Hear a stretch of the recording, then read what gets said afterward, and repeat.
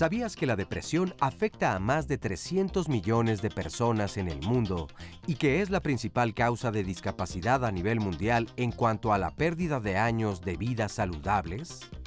Sí, la depresión es una enfermedad que constituye un importante problema de salud pública y su tratamiento debe tomarse con seriedad, al igual que el apoyo que debe prestarse al paciente. Es fundamental ayudarle a aceptar su enfermedad, motivarlo para que no abandone el tratamiento siguiendo las instrucciones precisas del médico, comprenderlo y reforzar los pequeños avances que tenga. Hoy, los especialistas nos informarán cuáles son los factores relacionados con esta enfermedad y las alternativas que existen para un tratamiento integral. Bienvenidos a Diálogos, ¿cómo están? Qué gusto estar con ustedes este lunes hablando de depresión, porque yo creo que es un tema amplísimo del cual muchos desconocemos y creemos conocer, un tema lleno de tabúes, lleno de probablemente errores diagnósticos, mucho más errores en el tratamiento y que no sabemos diferenciar entre nuestra emocionalidad, cuando ya es una patología que requiere un manejo médico o cuando estás pasando por un duelo y estás triste. Todo esto lo vamos a platicar el día de hoy y queremos todas sus preguntas como todos los lunes porque igual que ustedes, hoy yo traigo también muchísimas preguntas y antes de presentarles a nuestros especialistas, vamos a ver qué opinas, Oscar, de la depresión. ¿Cómo estás, Pepe? Muy buenos días, me da gusto saludarte, igualmente a todas las personas que nos acompañan en esta transmisión. Un tema, pues, la verdad, de vital importancia. Hace ya varios años que en terminología común es tal vez cotidiano encontrar opiniones de ando depre, estoy medio depre, medio down y todo eso tendría que ver con más o menos la sintomatología, pero en realidad para que se llegue a diagnosticar y un buen diagnóstico que pueda presentar la depresión, un cuadro depresivo, cómo se siente, cuáles son los síntomas, cuál es el tratamiento indicado, eso yo creo que es muy importante. Sí, es muy discapacitante. Muchas personas que viven en la depresión no saben que están viviendo con ella, pero hay otras que tal vez pues sientan que es demasiado y no es en realidad depresión. Entonces, creo que un programa como el de hoy puede ayudar a orientarnos muy bien en qué momento nos encontramos. No es un asunto menor, evidentemente, está considerado desde hace ya varios años como una enfermedad que justamente pues discapacita, como decía la introducción a este programa. Así que compártanos cómo se sienten ustedes, cuáles son sus dudas al respecto y para eso están las redes sociales. Desde luego pueden seguir el programa en vivo a través de internet y la dirección es www.canal11.mx/diálogos. También está la página de Facebook de Diálogos en Confianza, ahí pueden encontrar el Facebook Live, está la línea telefónica, el número para comunicarse es el 51 66 40 00. Le damos los buenos días y salud con mucho gusto a nuestras amigas y compañeras, a Fabiola Ruiz y a Istiel Caneda. Ellas son las intérpretes en la lengua de señas mexicana y nos acompañan como todos los días. Desde luego también saludamos con mucho gusto a todas las personas que hoy nos acompañan aquí en el estudio de Diálogos en Confianza y por supuesto también a quienes nos pueden seguir a través de la señal internacional de Canal 11. Y hoy, como el tema pues es así de amplio, desde luego requiere la opinión de nuestras y nuestros expertos. Exacto, pero antes de que se los presente, les vamos a enseñar cómo salimos a la calle a preguntarle a la gente qué tanto sabían de la depresión, si saben de qué se trata. Vamos a ver qué nos dijeron. Pues yo solo sé que la depresión es un estado de ánimo del ser humano en el cual se siente decaído, se siente triste, se siente que no encuentra la salida y llega a ser un estado en el que si no encuentras ayuda o si no pides ayuda, la persona puede caer muy bajo. Es una enfermedad que hace que las personas no estén satisfechas con su vida de una forma muy simple. Creo que es eso, no están a gusto con lo que son, con lo que hacen, en donde están, con lo que viven. Es como un trastorno mental cuando te empiezas a sentir mal y pues ya no quieres hacer nada, no tienes ganas de hacer nada. Considero que es una enfermedad que ataca a muchas personas que no saben cómo sacar ciertas frustraciones. Es como un trastorno que se les da, por ejemplo, a los jóvenes que no sé, se sienten solos o... Sí, más que nada se sienten solos y no se sienten apoyados por su familia. Sí, claro, es cuando la persona sufre una tristeza muy grande que a veces es muy difícil superarla. Sí, es un mal que nos queja casi a la mayoría de los capitalinos. Todos los que vivimos aquí en la Ciudad de México estamos depresivos por todo, incluyendo por la misma contaminación, el estrés de andar entre tanta gente. Sí, tengo más o menos la idea. Es cuando nos sentimos enfermos, sentimos frustración por algún evento que estemos cruzando en nuestra vida, en nuestro día a día.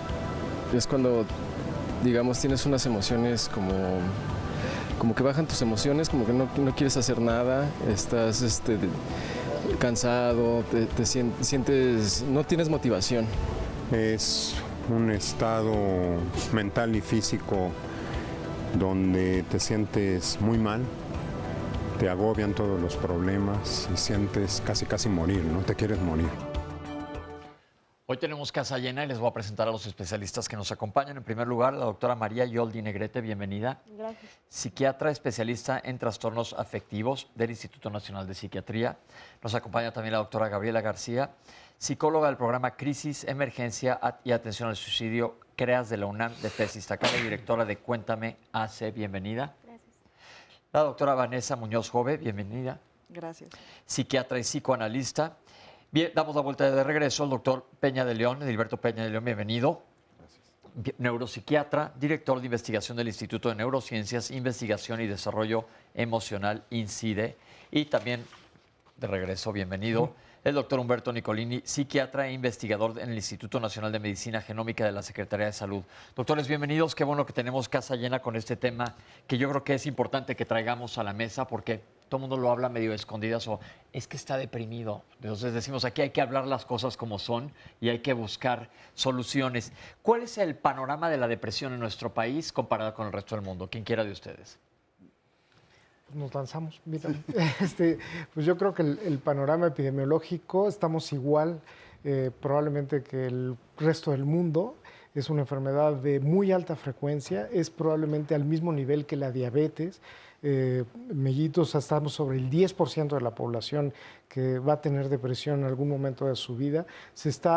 Una de las características de las enfermedades mentales es que no impactan tanto en la mortalidad, pero sí en los días que pierdes de discapacidad. Es decir, el número de días que dejas de funcionar, ya sea a nivel de tu trabajo, de tu familia, de tus redes, bueno, tus vínculos sociales, no redes sociales electrónicas, sino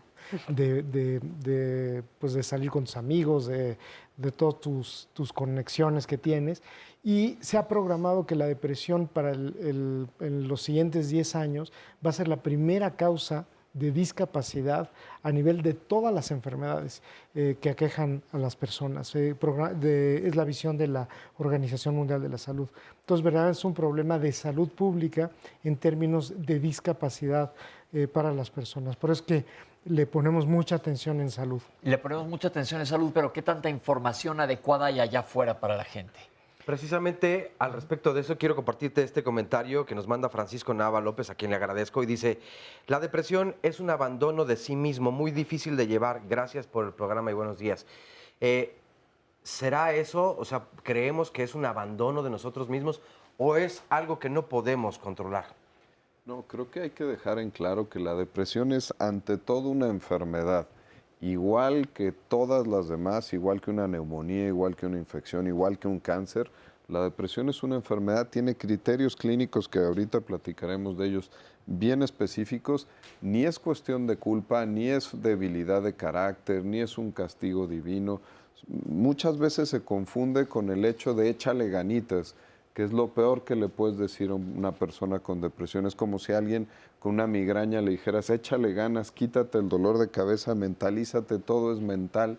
y te lo puedes quitar. Igual es la depresión, es una enfermedad, no es un estado personal ni de carácter. Ok, pero lo que decía yo, ¿qué tanta información tiene la gente allá afuera adecuada, información adecuada de cuándo buscar ayuda? ¿Qué tanto sabe la población general de depresión?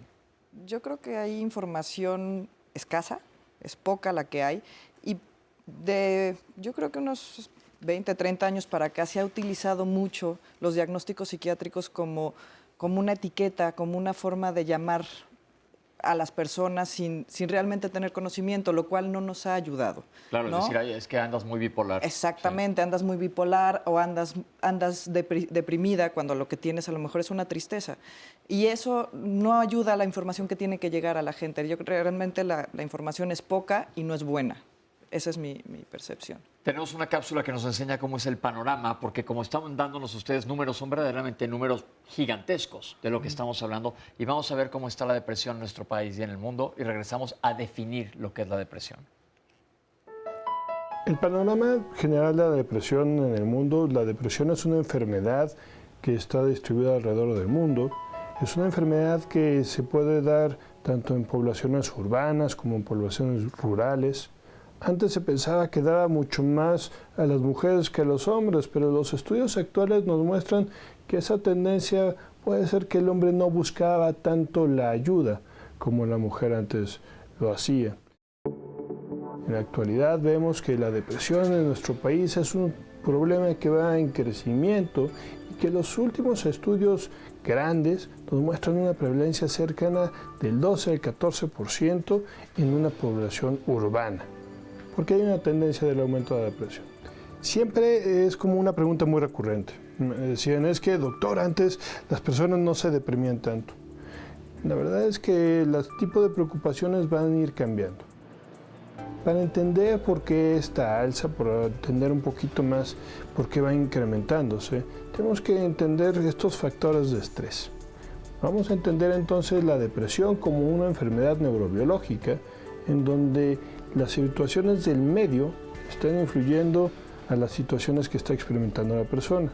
Normalmente lo que hace nuestro cerebro es llegar y estar filtrando estas señales de alarma y nos dice, ¿sabes qué?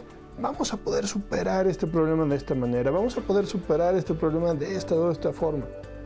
Pero como dijera mi abuelita, tanto va el jarrito al pozo que termina por romperse.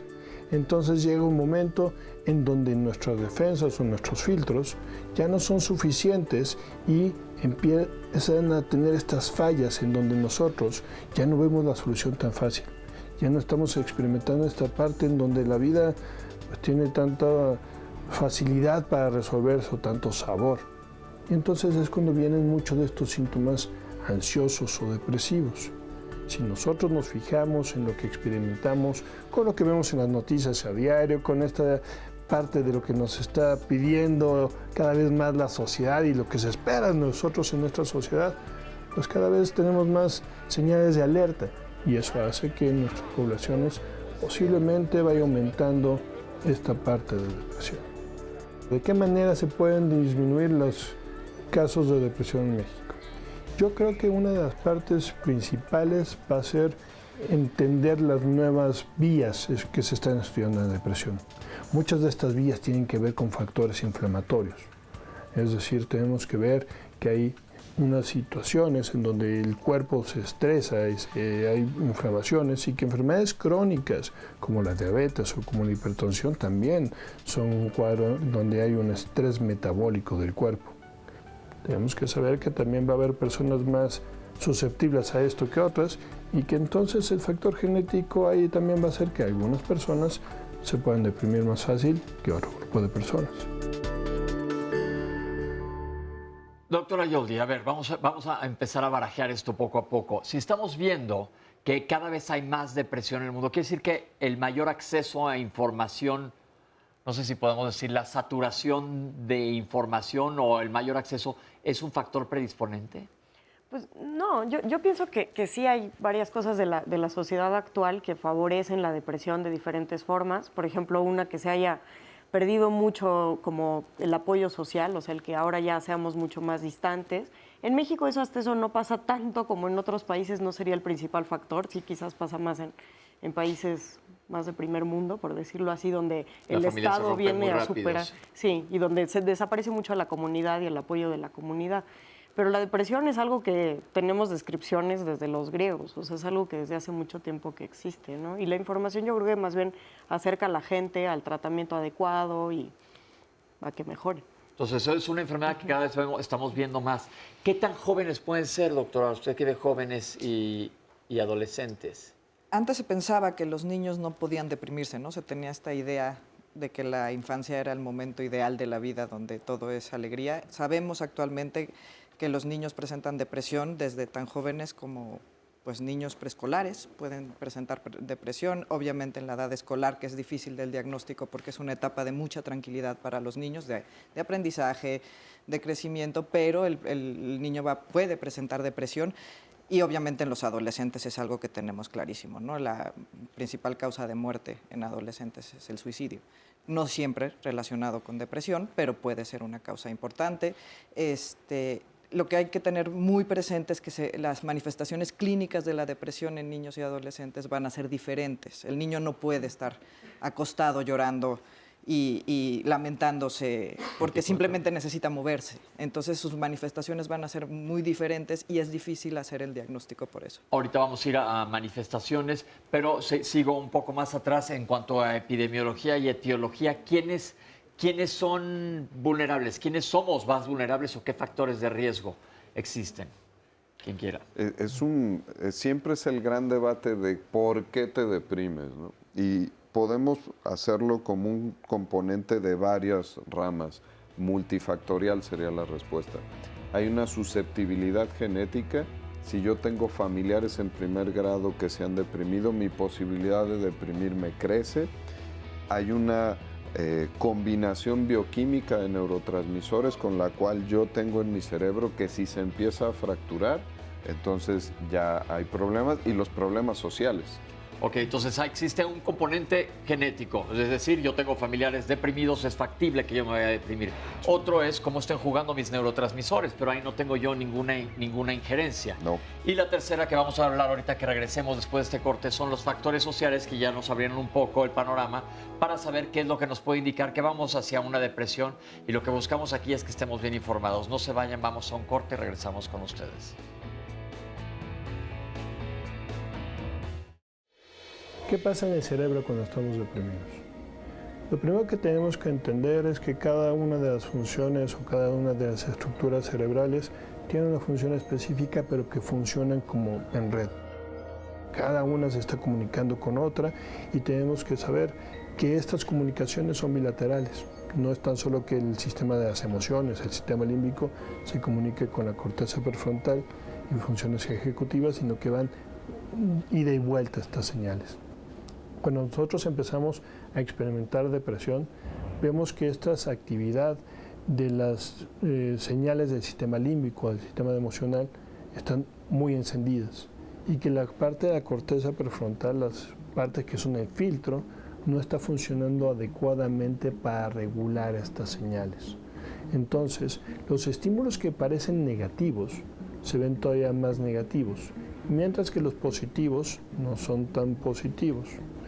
Vamos a ver esto en estudios de neuroimagen, en donde a una persona le ponemos una foto de una silla y no hay activación. Le ponemos una foto de una madre cuidando a su niña y vemos que hay pobre activación o no hay activación. Sin embargo, cuando le ponemos una foto de este soldado en guerra, vemos cómo esta activación de este sistema límbico es muy notoria y no hay algo que esté filtrando o que esté ayudando a regular estas funciones a nivel cerebral. Por eso, cuando nosotros estamos en este estado depresivo, es como ver el mundo a través de un filtro gris, en donde nosotros estas cosas buenas no las podemos ver, mientras que las malas las vemos muy malas. Esto es importante que lo conozcamos, porque la persona y los familiares a veces no entienden esto. Dicen, yo estoy deprimido y no sé por qué, si tengo tantas cosas buenas, doctor. No, yo estoy deprimido y es una situación en donde veo que hay mucha gente que me quiere y mucha gente que me quiere apoyar, pero me siento deprimido. es porque el cerebro no está pudiendo captar esas señales positivas y no está pudiendo regularlas, mientras que las negativas pasa una cosita y viene luego este estímulo muy fuerte. También la familia es importante que lo entienda, porque esto no es una cuestión de echarle ganas o que no te das cuenta de las cosas buenas que hay, sino que es una parte en donde la persona está atrapada dentro de este filtro en donde no puede disfrutar igual que antes la vida. Vemos como de repente con la psoriasis, con enfermedades de la piel, con enfermedades dermatológicas, las comorbilidades son altísimas. Vemos como esta parte de enfermedades alérgicas, como la parte del asma, tiene una alta comorbilidad con depresión y sobre todo con ansiedad. Vemos como muchas de estas personas que tienen enfermedades autoinmunes, como el lupus, tienen una alta correlación con depresión. Es decir, no tan solo las enfermedades mentales o enfermedades que afectan a nuestro cerebro tienen una comorbilidad con depresión. Enfermedades metabólicas tienen esta comorbilidad también con depresión. Bueno, como vemos, entonces definitivamente es una enfermedad, así como dicen un cáncer, una diabetes mellitus, una hipertensión arterial. Aquí la química cerebral está alterada. Entonces no nada más es como dijeron hace rato, échale ganas, porque yo leí una vez un letrero que decía, todas las veces que alguien le ha dicho a alguien échale ganas, lo último que hace es echarle ganas, ¿no? Es como cálmate, tampoco te vas a calmar nunca. Pero vimos que hay factores de riesgo. Psicológicamente hablando, ¿hay algo que podamos hacer para tratar de evitar caer en eso? Yo, por ejemplo, vengo de una familia con depresión y no me gustaría estar ahí. ¿Qué puedo yo hacer? Bueno, es que hay que entender que, como decíamos hace un momento, hay muchos factores, entonces es un poco complejo decir que A más B da C. Sin embargo, hay algunas actitudes o algunos comportamientos o factores protectores que intervienen en el desarrollo. Por ejemplo, el tema del ejercicio, el tema de las rutinas de la salud, el tema de incluso este control en el estado de ánimo, este poder identificar cómo me siento, cómo voy avanzando, qué herramientas tengo para enfrentar diferentes situaciones, los factores familiares, no estar bajo diferentes estresores, tener actividades placenteras, tener actividades que sean reforzantes para la persona y que le generen esta sensación de bienestar, ¿no? ¿Qué hay con ahora todo lo que se habla de que es ideal? Buscar bajarle 2 rayas y estar como más tranquilos, de estar presentes en el momento en el que estamos ahorita. ¿Qué hay de la meditación, el yoga? ¿Qué hay de todo esto? Hay muchísimos estudios y hay estudios que demuestran que ayudan muchísimo a el control de las emociones, a reconocerlas, a no pelearse con ellas. Muchas veces parte del problema es me siento mal, pero la otra parte es que le agrego es que no me debería sentir así. No tengo motivos, ¿por qué? Si tengo todo. Y esa pelea aumenta pues el sentirse mal, los síntomas desagradables. El conocerse y el poder estar en lo que estamos. Bueno, de hecho, los budistas dicen que si estamos en lo que estamos no tendríamos por qué tener ni depresión ni ansiedad. La ansiedad es un proyectarse a futuro, la depresión es un irse al pasado. Si yo estoy en el presente, no tengo por qué estar mal. Entonces mindfulness, que pues, no sé cómo le podríamos decir, porque decías... mindfulness. Atención plena. Atención plena. Sería bueno que, es que vi el otro día un video, que no sé si en qué país de Asia, creo que es en Japón, a los niños los ponen ya a meditar en la escuela desde chicos, unos 15 minutos. ¿Qué ventaja tiene esto? Porque es una práctica que yo creo que si la agarras de chiquito debe ser relativamente fácil de aprender y puede tener un buen beneficio a largo plazo. ¿Qué opinan? La ventaja con el mindfulness es el control en general de las emociones, de los impulsos. Ayuda muchísimo, por ejemplo, niños con déficit de atención a la impulsividad, porque nos dan 3 segundos de pensar antes de actuar. Además de eso, bueno, hay estudios que incluso demuestran cambios a nivel bioquímico también, no solamente es una cuestión psicológica. Y no solamente bueno, hay una difusión de la atención plena y mindfulness en todo el mundo, actualmente en Estados Unidos, en muchas escuelas se está utilizando, en hospitales con enfermedades médicas, por ejemplo, oncológicas, el control de las emociones y el reconocernos como tal, ¿no? Okay. Pepe, yo señalaría aquí una cosa. Yo creo que hay medidas que tomas generales como de prevención en salud mental, ¿no? pero cuando ya identificas los casos de vulnerabilidad, ¿no? Y si hay 2, 3 datos, ¿no?, que sabemos de que te ponen ya mucho más en riesgo, ¿no? Los eventos traumáticos. Se ha visto que si tú eres portador, hoy ya tenemos cosas ya muy específicas. Hay variantes genéticas que si tú eres portador de diferentes variantes genéticas y eres víctima de eventos traumáticos sucesivos, la tasa de depresión se sube de 10%, que es lo que tendría cualquier persona, a 60%. Entonces, eso ya se ha reconocido de forma consistente y entonces ya está tratando de hacer medicina personalizada en algunos de estos casos, ¿no? La otra es que también en este tipo de situaciones hay anomalías que se ven a nivel de neuroimagen, como es la reducción del volumen del hipocampo, que no se le puede hacer a la gente. A explicarle a la gente qué es esto. El hipocampo es una parte del sistema nervioso central y lo que nos dice el doctor es que se hace más chiquito. Exactamente. Ok, ¿y la materia blanca? Porque también había escuchado de esto. Las conexiones que los tractos de materia blanca, ¿no?, que son como unas ramas que le dan estructura al cerebro, también hay menos conectividad, sobre todo con la corteza frontal, que es la parte de la toma de decisiones. Y esto se ha visto que también está reducido, que tiene que ver con esto que hablaban de la baja de reactividad del sistema inmune y que mucho de este como tono inmune bajo empieza a dar estas anomalías cerebrales. Entonces, cuando tú ya detectas a personas que tienen la enfermedad, como todo en medicina, tienes que empezar un tratamiento temprano, ya sea por medio de intervenciones psicológicas o de tratamiento farmacológico. Y eso hace una gran diferencia en el número de episodios que sean menores o de menor severidad o el número de días de discapacidad que sea menor, incluso en revertir algunos de estos procesos de la atrofia, de que el volumen del hipocampo vuelva a recuperar su... Se puede. Se ha visto, ¿no? Y es un factor. O que los parámetros inmunológicos, como por ejemplo interleucina 6, interleucina 11, que son varios de los que se han encontrado proteína C reactiva, vuelvan a recuperar a los niveles normales, ¿no? Entonces es una enfermedad en donde no solamente la química cerebral, sino el circuitaje, el cableado también está alterado. Así es. Y se ha estado hablando mucho de teorías inflamatorias en el caso de la depresión. Y una visión que puede tener que ver incluso con la prevención es que podamos conceptualizar la depresión como una enfermedad anidada en el cerebro, pero que se genera en todo el organismo. Y si eso lo trasladamos a la prevención, nada más tendríamos que darle el mensaje sencillo a la gente de que las mismas medidas de cuidado de las enfermedades metabólicas son medidas que tienen que ver con que te cuides en la depresión. Si tu alimentación se parece más a la alimentación mediterránea, con verduras, con pescados blancos, de aguas frías, con frutas, si cuidas tus horas de sueño, si duermes más de 6 horas, ya se alteran significativamente los porcentajes de depresión. Si tienes actividad física rutinaria, todas esas medidas tienen que ver con que se baje la inflamación, con que tu metabolismo esté mejor y con que tu cerebro esté mejor. Un mensaje muy sencillo es: cuídense el cuerpo, que se están cuidando el cerebro con la depresión. Ok, bueno, entonces esto aplica sobre casi todos los lunes que hablamos de cómo cuidarse. Estamos viendo que esta manera de cuidarse también nos protege. Ahora, vemos que hay factores de riesgo, pero ¿hay diferentes grados de depresión también? Claro.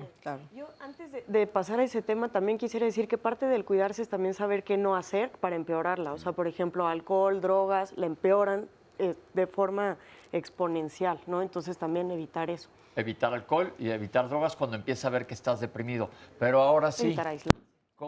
y aislarse. ¿Cómo nos damos cuenta que estamos deprimidos? O a lo mejor no te das cuenta y los que se dan cuenta son los de alrededor. Vámonos desde la parte psicológica primero. ¿Qué datos ven ustedes? Pues sería importante diferenciar la tristeza común a un diagnóstico de depresión.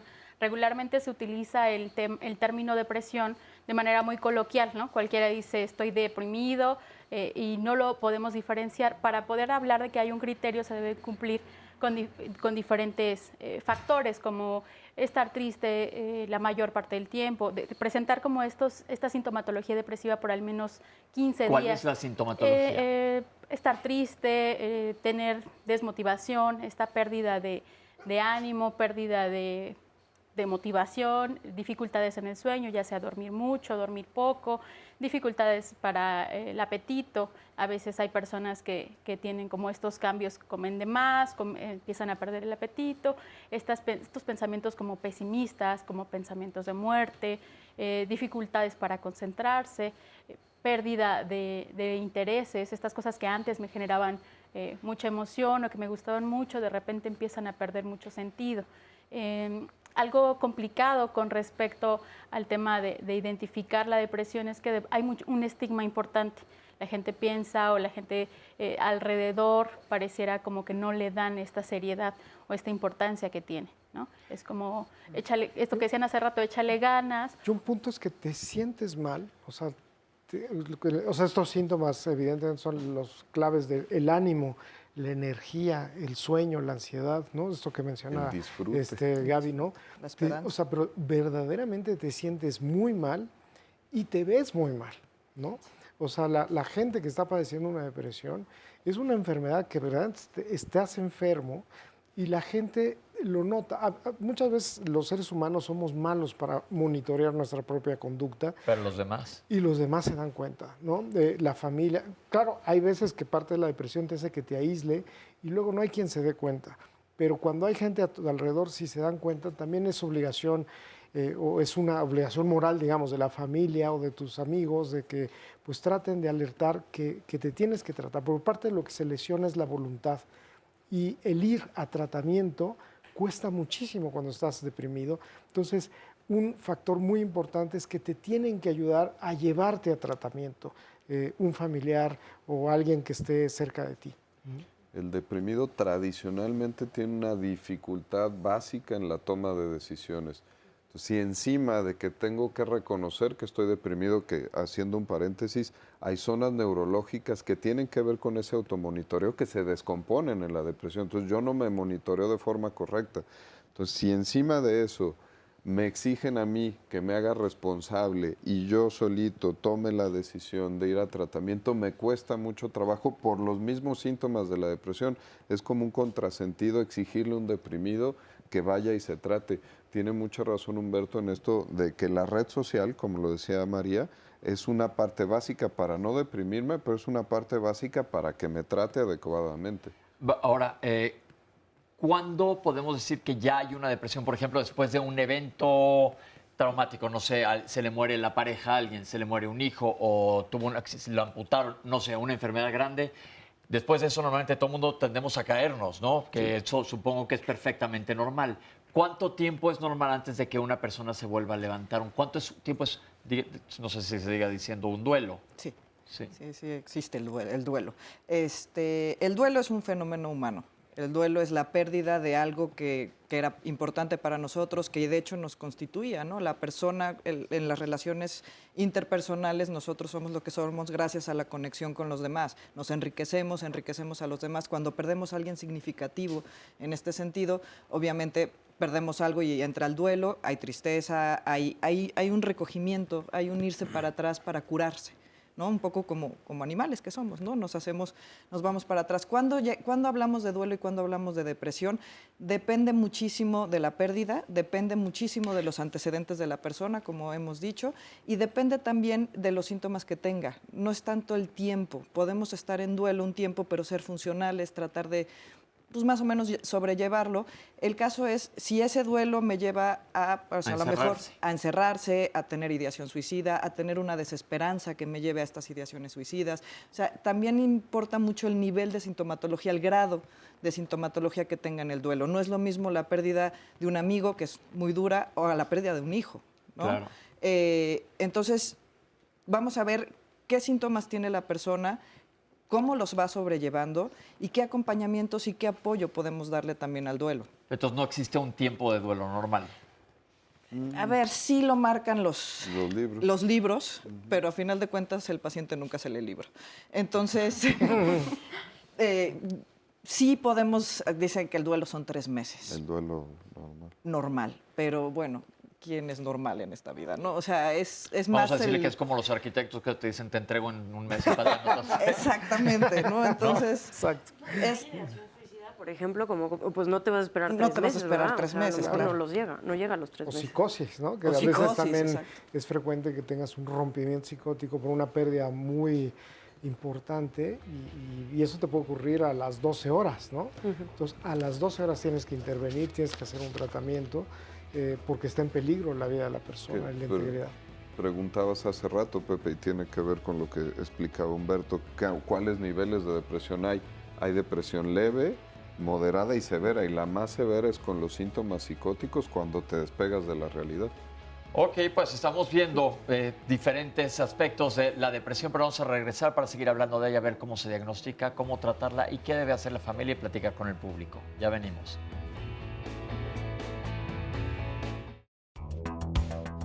Pues yo creo que puede ser de varias formas, ¿no? Desde comer demasiado, dormir demasiado, hacer alguna actividad de riesgo que ponga en peligro su vida, el tema de las drogas, el alcohol. Creo que puede ir en diferentes niveles la depresión. La persona en sí puede perder el autoestima prácticamente, se puede sentir mal entre los demás. Puede tener, por ejemplo, muchos problemas para relacionarse con las demás personas, se puede alejar en estas cuestiones. Bueno, es que hay personas que sí presentan síntomas muy evidentes, como que no tienen ganas de hacer cosas o lo que antes les gustaba ahora no encuentran como esas ganas de seguirlo haciendo. Pero hay personas que pareciera que ya estamos tan habituados a no estar en contacto con nosotros que no se dan cuenta. Pues he visto que dejan de comer, la gente se apaga, se aíslan,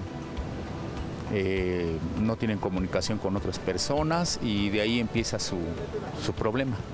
Alejamiento de las personas, a veces no quieren comer, personas que he visto, ¿no? Y pues lo más común es que no salen de su casa y se sienten tristes cada día y así. Bueno, yo personalmente le digo me siento deprimido, lo primero que me duele es la cabeza y incluso me siento cansado. A veces estoy tan deprimido que hasta el cuerpo me duele o incluso hasta mareos me da. Alejamiento, pues yo digo que comes un poco menos y tienes una agresividad entre tu familia, ¿no? Sí, sentirte cansada, sentir fatiga, sentirte desmotivada, no tener ganas de nada. Bueno, pues le agradecemos mucho a todas las personas que participaron en este sondeo de opinión. Pues desde luego es interesante escuchar todo lo que se menciona. Ahora, decían unos, estos son uno de los síntomas que yo conozco, creo que son justamente lo que representa la depresión o lo que nos provoca. Pero ¿y entonces se van y vuelven solos? ¿O habría que tratarse con un especialista y hay que medicarse precisamente para poder tener un buen tratamiento? Ya nos lo especificarán un poco más adelante. Pero tenemos muchas llamadas y comentarios. Nos dice Ciudadano MX, bueno, por experiencia propia, la falta de oportunidades de empleo bien remuneradas es en su mayoría la causa de depresión en muchas personas. Para asistir a terapias y seguirlas se necesita dinero y tiempo. Dinero que no alcanza y tiempo que se invierte buscando precisamente empleo. Por lo tanto, se convierte en un círculo vicioso. Nardo Vargas dice, a mis amigos de este foro, les digo, la depresión es muy cruel, pues ataca y hace que la persona ciega en un destino horrendo. Estoy para apoyar a todos quienes padecen esta enfermedad. También nos dice más adelante Tan Esca, la mayoría de las personas no saben que la depresión es una enfermedad, no solo una condición. Los médicos del Instituto Politécnico Nacional son excelentes profesionales. Gracias por toda la información. Dora Guerra nos dice, saludos desde Chihuahua, capital. Mi pregunta es, ¿la depresión está relacionada con el tamaño de la hipófisis? Denise Hernández Blas, enfermedad poco entendida y de difícil cura si no existe la comprensión y el acompañamiento de los seres queridos. Ese pesado hueco negro en el alma que puede llevarte incluso hasta la muerte. También nos dice Paloma Valerio, sí existe la depresión post fin de semana, aquí le pone un poco de humor. O sea, comienza los lunes y ya se va quitando más o menos por ahí del jueves. Nos dice también Cheque, el empleo hecho de que hoy en día los seres humanos vivimos más para el trabajo que para nuestra propia persona y mucho menos para la gente que nos rodea. la depresión de los seres humanos o en los seres humanos es difícil de tratar, más cuando la familia se aleja de la persona y cree que con pagar los honorarios de un psicólogo se solucionará el problema. A este fin, está en manos especializadas, supongo. También en esta llamada telefónica de Mariana Rosado nos dice: padecí depresión por 10 años, tuve 2 intentos de suicidio. Es muy importante el manejo del estrés, ya que eso finalmente pudo ayudarme un poco más en esta situación. Señor Ramírez, yo detecto mi depresión cuando todo lo que me causa gozo lo rechazo. No quiero salir ni hablar con nadie, no quiero ver nada. No me baño, no como mis comidas favoritas y me refugio solamente en el dormir. ¿Cómo se puede superar estos episodios de depresión? ¿A quién debo de acudir? Juana María Carreón, tuve depresión por 3 duelos. Lo manejé ocupándome en cosas de manualidades. Sentía que eso me ayudaba a distraer la mente y a seguir adelante. Los invito a que se ocupen en manualidades a todos aquellos que tienen depresión. Sí hay depresión para los niños cuando son, abandonados por los padres. Así que hay que cuidarlos mucho y así podemos evitar esta situación. Irma Valle, existen 2 tipos de depresión, la endógena y la exógena. La endógena es por un problema cerebral con los neurotransmisores y la exógena es la que se da por factores externos como la pérdida de un ser querido o la pérdida del trabajo. Waldi nos dice: por favor, ¿pueden informarme si podría superar la depresión sin medicamento? Hace 5 años me diagnosticaron depresión mayor y tomé tratamiento por 1 año. Desde hace 1 año ya no lo tomo por falta de dinero. Así que me gustaría saber y que me dijeran si existe alguna otra manera justamente de ya no tener estos síntomas. Hangen nos dice: la depresión solo entiende el que la ha vencido. Eso de echarle ganas, desde luego, no sirve. Hay que empezar por uno mismo. Beatriz Zamora nos dice: a mi sobrina le quitaron la tiroides y desde entonces ha tomado varios medicamentos.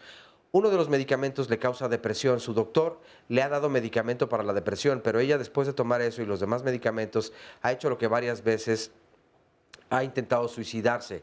Mi hermana y sus hijos siempre están tras ella procurándole que se sienta bien. Los intentos de suicidio regularmente pasan durante la noche, cuando todos están descansando. Su familia ha pensado que tal vez para que no tome la iniciativa de suicidarse durante la noche, sujetarla sería lo correcto, pero me gustaría tener más información acerca de cómo prevenir una situación de estas. Y bueno, también tenemos muchas personas en el público, sí que estamos contigo, Pepe Bandera. Muchas gracias. Vamos a platicar, que la gente nos dé su experiencia, porque aquí siempre en Diálogo nos gusta escuchar de viva voz lo que las personas que muy amablemente nos acompañan nos quieren decir, como les digo, no aquí en el foro, sino allá afuera la cámara. Hola, Fer. Hola, buenos días. ¿Qué nos quieres platicar? Bueno, yo cuando falleció mi papá, tuve a mi niña también al mismo tiempo y caí en una depresión muy fuerte. De hecho, llegué a tomar pastillas para dormir. Ajá. Un botecito, creo que traían 30 en una sola toma. O sea, ya para ya no sentir dolor, ya no nada. Y ese sentimiento como que lo fui guardando hasta que llegué a la obesidad, todo eso. Ya me sentía mejor, pero me decía mi mamá: es que tienes que pedir ayuda. Y yo le decía: es que no voy al psicólogo porque es para locos, ¿no? O sea, yo no estoy loca. Entonces son creencias que nosotros nos hacemos, ¿no? Y ahorita, la verdad, voy con el psicólogo, voy con el psiquiatra, tomo pastilla para la ansiedad y para poder dormir. ¿Y cómo te sientes? Ahorita mucho mejor, mucho más tranquila, y ya me di cuenta que tanto los psiquiatras como los psicólogos no son para locos. Son para ayudarnos a nosotros mismos, para ya no tener esa mentalidad de que más bien para no sentirnos vacíos, porque yo tengo a muchas personas que me quieren, pero si yo me siento vacía, si yo me siento que nadie me quiere, pues cómo voy a poder ser feliz, ¿no? Pero ¿cuál sería tu mensaje a toda la gente que nos está viendo? Porque yo creo que dijiste una cosa que es clave aquí. Yo no voy al doctor porque ya no estoy loca. Exactamente, que pidan ayuda. No estamos locos, o sea, es una enfermedad, como la diabetes, como la obesidad, como una gripa, ¿no? ¿Qué hacemos cuando ya nos sentimos súper mal? Es cuando vamos al doctor. Y tampoco hay que caer en eso, que estemos ya en el límite de ya tratarnos de suicidar o algo para pedir ayuda, sino sí nos damos cuenta, pero no lo aceptamos. Entonces, ahí es en donde necesitamos ir con el especialista. Perfecto, mil gracias. Yo creo que todo el mundo, qué bueno que ha cambiado este concepto porque lo comentamos ahorita fuera del aire, que todo el mundo deberíamos de ir a terapia aunque no sientas mayor síntoma, porque es un regalo que te das a ti mismo. Y hay una frase de Lewis Carroll en Alicia en el País de las Maravillas que está en el sombrero y el... ¿Te acuerdas de eso? Del sombrero y la liebre de marzo, que le dice a Alicia, pero aquí está todo el mundo, está loco.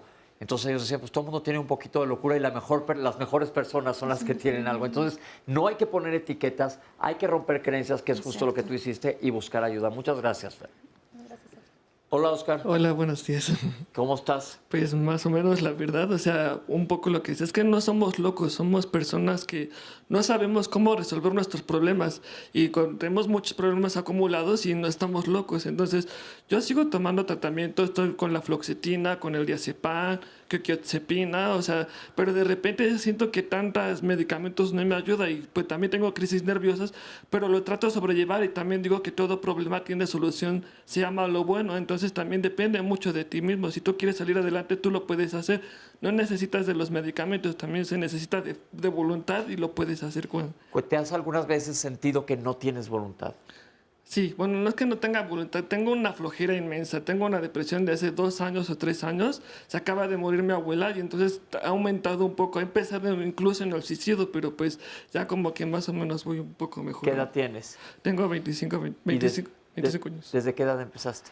Híjole, como desde los 17, 18 años. ¿Qué le quieres decir a la gente de prepa que al rato espero en sus teléfonos, porque ahora ven la tele en los teléfonos, nos estén viendo? ¿Qué le querrías decir a alguien de ellos? Pues no estamos locos, que le echen muchas ganas, que todo el problema tiene solución, se llama lo bueno, que depende mucho de nosotros de echarle adelante, de echarle todas las ganas y pues que sí se puede salir adelante. El mundo no es tan malo como parece, depende de uno mismo nada más. Ok, déjame pasarme para acá para hacerle una pregunta a Pamela. Hola, Pamela. Buenos días. Pamela, ¿qué nos vas a decir? Bueno, pues tanto Lucero como yo les venimos a compartir que el Instituto Nacional de Psiquiatría ha generado un programa que se llama Ayuda para Depresión. Es un sitio gratuito en el cual las personas pueden realizar un test para conocer su nivel de sintomatología, pueden encontrar información confiable y también realizar diversas actividades sugeridas para poder reducir los síntomas. ¿En dónde encontramos este test? La página es www.ayudaparadepresión.org.mx. Ok, perfecto. Entonces, como vemos, todos somos susceptibles. Y le regreso la bolita ahorita a los doctores en base a lo que nos han platicado ellos. ¿Qué hay? ¿Cómo han visto esta evolución de decir, en primer lugar, qué es locura? ¿No? Empecemos por ahí. ¿Cómo defines eso? ¿Y es tan malo? Estamos hablando de enfermedades. Es como decir, tengo diabetes, ya lo dijimos. ¿Qué hay de esto? ¿Qué hay de esta creencia general en la población general? Bueno, yo creo que algo importante de lo que comentaban es cómo entendemos el ir al psicólogo, ¿no? Entendemos que es para locos porque desconocemos y porque existe todavía el mito de que solo algunas personas lo necesitan y no se diga del mito de ir al psiquiatra, ¿no? Es como evítalo, está muy mal, vas a estar todo el tiempo, incluso aquí nos lo dicen así, te van a mantener drogado, porque hay mucho desconocimiento. Es importante acercarse y preguntar, ¿no? O de repente, como lo mencionaban hace un momento, a la persona que está viviendo depresión no necesariamente va a tener la idea de ir a recibir ayuda, ¿no? Hay como muchos pasos, hay quienes llaman y se arrepienten, cuelgan, no, mejor no, porque eso va a significar decirle a la gente, decirle a mi familia que estoy mal, que no puedo yo solo, y eso es lo que lleva a veces a muchas personas a no pedir ayuda. Las familias de pronto llegan a no verlo como una enfermedad, ¿no? Se dice que pues no vamos a estar pagando, no vamos a estar haciendo muchas cosas porque tú eres flojo, porque tú no quieres mejorar. Por eso es importante entender que no es necesariamente un tema de voluntad. La mayoría de las personas tienen toda la voluntad del mundo y tienen todas las ganas de estar bien y dicen, hoy me voy a parar, voy a hacer muchas cosas, voy a empezar un día nuevo, y pasa un ratito y ya no puedo, porque es algo mucho más grande que eso, no solamente es voluntad. ¿Qué pasa, por ejemplo, como ahorita Oscar nos dijo, él está con medicamentos, él está en terapia? Él dice que él a veces siente que él sí le ha podido echar ganas. ¿Qué tanto hay de esto? Ya cuando estás en tratamiento, las ganas son súper importantes, porque ahí sí, regular otra vez el sueño, ponerte a hacer actividad física, ser apegado a tu tratamiento, cumplir con tus consultas, esas son ganas. Y esas son las ganas que le echa Oscar, de seguir apegado a lo que se tiene que hacer. Comentó algo muy importante, ¿la ansiedad es parte de la depresión? Sí. Es muy difícil encontrar un estado depresivo sin ansiedad o un estado de ansiedad sin depresión. Es común que se den los dos en conjunto, uno lleva la otra, va muy de la manita, y son síntomas que obviamente hacen que el paciente todavía se sienta peor. Escuchamos ahorita también del testimonio de diferentes medicamentos, pero que también hay una cosa que creo que es muy clave aquí. Es importante que se individualice el tratamiento, no porque ya oyeron, pues me voy a tomar este tratamiento que le funciona. ¿Cuál es la variabilidad o por qué se escoge un tratamiento para uno o por otro? Uy, pues es gigantesca, ¿eh? O sea, yo creo que hay, en la depresión hay tal variedad de subtipos de depresión que pues por eso es materia de especialista, ¿no? Y que muchas veces es motivo de discusión, de sesiones clínicas, de realmente hacer un traje a la medida en cada persona que lo está padeciendo. Lo mismo de las indicaciones desde el punto de vista de psicoterapia, del tiempo de evolución, de la historia familiar.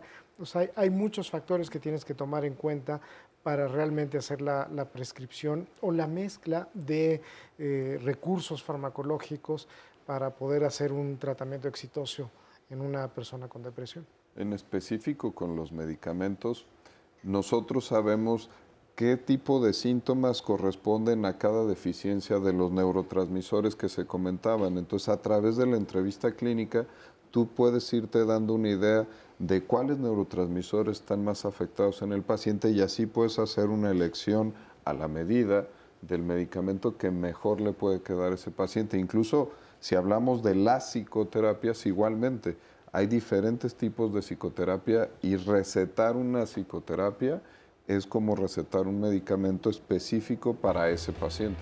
Esto lo digo porque probablemente no con antidepresivos, pero con ansiolíticos hay un mercado negro bárbaro, que la gente se pasa ansiolíticos pensando que le van a quitar este síntoma u otro, pero es importante mencionar que muchas veces esos ansiolíticos o medicamentos que toma la gente para dormir puede empeorar la depresión. Sí. De hecho, tienen efecto depresivo a nivel neurobiológico, y mucha gente incluso te dice, estoy tomando esto para la depresión, cuando no tienen efecto antidepresivo. Yo, que no es mi especialidad en el consultorio, para mi depresión tomo esto, pues eso te va a deprimir peor. Entonces yo creo que es necesario que se vea el especialista. Entonces el mensaje de este bloque, antes de irnos un corte, es: hay gente especializada en este tipo de enfermedades, como hay alguien que es especialista en destaparte las arterias si se te está tapando las del corazón. Hay que buscar a las personas adecuadas. Vamos a un corte y regresamos con ustedes.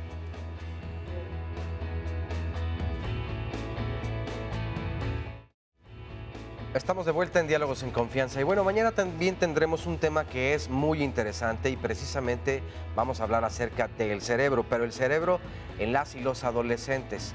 ¿Tú recuerdas esa etapa en tu vida? ¿Fuiste tal vez una persona, no sé, pues tal vez muy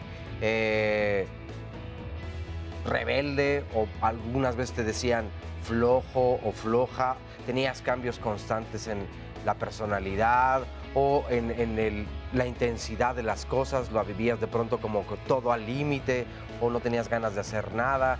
Para muchos papás y mamás, sobre todo, esto es preocupante, porque observan una conducta en sus hijos que no les parece lo más adecuado. Hay amigas y hay amigos, y se va cambiando poco a poco el estado de ánimo. Pero ¿qué tanto el cerebro justamente es quien manda todas estas emociones y reacciones químicas que se dan? Y entonces el cuerpo simplemente va reaccionando a lo que pasa allí dentro.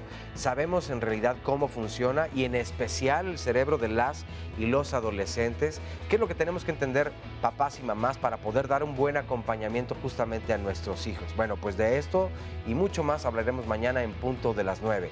Y para poder venir aquí al estudio solamente tienen que marcar al 53 41 44 35 y con mucho gusto les reservamos un lugar. Vamos a ver a continuación el resumen de la primera parte. Es una enfermedad de muy alta frecuencia, es probablemente al mismo nivel que la diabetes. Una de las características de las enfermedades mentales es que no impactan tanto en la mortalidad, pero sí en los días que pierdes de discapacidad. Que la depresión en los siguientes 10 años va a ser la primera causa de discapacidad a nivel de todas las enfermedades. Es un problema de salud pública en términos de discapacidad para las personas. La depresión es una enfermedad, no es un estado personal ni de carácter.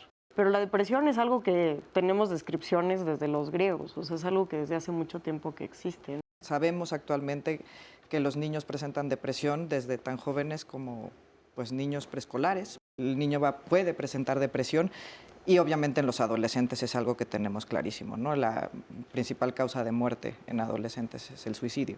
La ansiedad es un proyectarse a futuro, la depresión es un irse al pasado. Si yo estoy en el presente, no tengo por qué estar mal. Cuando tú ya detectas a personas que tienen la enfermedad, como todo en medicina, tienes que empezar un tratamiento temprano, ya sea por medio de intervenciones psicológicas o de tratamiento farmacológico. Conceptualizar la depresión como una enfermedad anidada en el cerebro, pero que se genera en todo el organismo. Parte del cuidarse es también saber qué no hacer para empeorarla. O sea, por ejemplo, alcohol, drogas, la empeoran de forma exponencial. ¿Cuál es la sintomatología? Estar triste, tener desmotivación, esta pérdida de ánimo, dificultades en el sueño, ya sea dormir mucho, dormir poco, dificultades para el apetito, estos pensamientos como pesimistas, como pensamientos de muerte, dificultades para concentrarse. Verdaderamente te sientes muy mal y te ves muy mal, ¿no? O sea, la gente que está padeciendo una depresión es una enfermedad que verdaderamente estás enfermo y la gente lo nota. El ir a tratamiento cuesta muchísimo cuando estás deprimido. Entonces, un factor muy importante es que te tienen que ayudar a llevarte a tratamiento. Primeramente debe ser tratado con un psicólogo, después, si esto es más fuerte, podría llegar a ser con un psiquiatra. Pues, verdad, profesional, más que todo, porque pues la depresión más o menos viene siendo algo, pues que depresión va, que te da para abajo, que no sientes, necesitas ayuda más que todo, profesional. Siempre hay alguien al lado que nos puede ayudar, que nos puede dar algún consejo. Hay especialistas también, psicólogos, muchas personas que a lo mejor con solo un abrazo nos podrían ayudar bastante. Pues principalmente la psicológica, ¿no? Tengo entendido que más o menos eso viene de la psicológica, ¿no? Pues, a mí me gusta mucho la parte de medicina alternativa, entonces como que me gustaría más por ahí que algún psicólogo o un psiquiatra. Y pues yo creo que la más importante, la de mi familia y su apoyo, más que nada. Pues primero sería ayuda familiar, trataría con mis amigos de superarlo, tal vez leyendo un libro, yéndome a caminar, andar en bicicleta para tratar de superarla. Si no es así, buscaría yo ayuda médica. Más que nada la psicológica. Y pediría ayuda a mis papás, a mi familia, para que me apoye y me ayude a salir adelante. Yo primeramente buscaría ayuda profesional. Pues primero trataría de determinar si realmente es un síntoma depresivo, porque algunas veces se confunde, pero buscaría primero apoyo en un médico general, quizá algún psicólogo, y la familia es muy importante, desde luego. Vamos a escuchar un par de testimonios más anónimos. Hola, ¿cómo estamos? ¿Qué tal? No, parece que tenemos un problema. Entonces vamos a preguntarles a ustedes, doctores. Ya alguien ve que está deprimido, pero no quiere ir al médico. ¿Qué se hace? ¿Qué hacen los familiares? Porque es importante que hablemos de los familiares. Muchas veces hay solo que facilitarles el camino. O sea, algunas veces no puedes arrastrarlo. No. Pero muchas veces con que les facilites las cosas. Por ejemplo, les digo, déjale el teléfono ahí puesto, mándaselo por WhatsApp y algunas veces eso ayuda. O algunas veces hazle la cita y dile que lo vas a acompañar. O sea, trata de hacer como las cosas más fáciles para que puedan llegar y algunas veces eso ayuda. Algo que yo les recomiendo también es que no se hable desde lo general y desde el debiera ser. Deberías de ir al doctor, por favor, sino hablar desde la primera persona del familiar afectado. ¿Cómo? Y platicárselo de lo que te hace sentir a ti. Entonces, si mi esposa está deprimida, decirle, oye, estoy muy triste de verte tan mal, me siento muy mal, me siento impotente de que no te puedo ayudar y de verdad quisiera que algo pudiéramos hacer juntos para que estés mejor. Si lo hablo desde mi persona, eso le ayuda mucho al que está afectado para saber que la enfermedad está permeándose a todos los demás. Ajá. Algo que a mí me ayuda mucho con los adolescentes es hablar con los padres y buscar una figura referente que no sean los papás. Algún tío, algún amigo, alguien que le eche la mano a tomar esa decisión. En el momento de la adolescencia pues, hay un quiebre con la familia, con los papás, normal. Entonces, si los papás obligan o hacen que el adolescente, él se va a rebelar. Entonces, buscar a lo mejor también algún familiar de referencia y sobre todo, lo que dice el doctor Peña es importante, no tomar al paciente como el único que está mal, ¿no? Tratar de hacerles ver que aquí hay una dinámica que no está funcionando o que pues, está afectando a todos o que a lo mejor todos podríamos buscar esa ayuda como familia, ¿no? Involucrarnos, pues, y eso también ayuda bastante. Cuando no es una cosa directa y en el paciente no se sienta atacado. Y la enfermedad depresiva, muchas hablamos de esta parte genética, ¿no? Entonces es muy frecuente que tengas otros familiares con depresión. Yo creo que ayuda mucho el que tengas la primera consulta a veces cuando el paciente está resistente a venir, que tengas la primera consulta en familia, ¿no? Con esto que decía Edilberto, de que realmente hay mucho más gente involucrada y es una enfermedad que acaba lesionando a toda la dinámica familiar.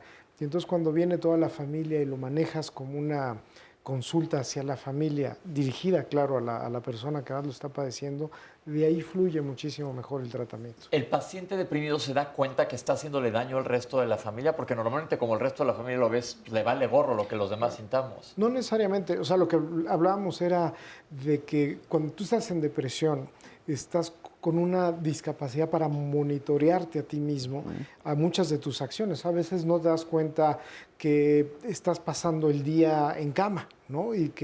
O que no, llevan 2 días que no te bañas, ¿no?